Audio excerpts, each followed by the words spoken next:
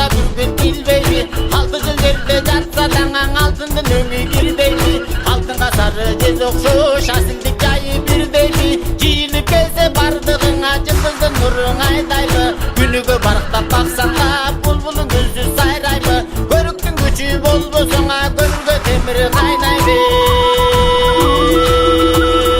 Манас тууралуу абдан жакшы кеңири билип алдым.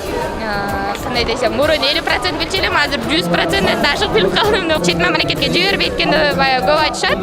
Ошол тууралуу да азыр да билип, чын эле жиберет экен. 69 университет менен байланышта экенин билдим. Манаска тапшырабызбы? Ооба, албетте тапшырабыз. Келечегибиз бул жаштардын колунда демекчи, жаштарга жакшы багыт берип атабыз.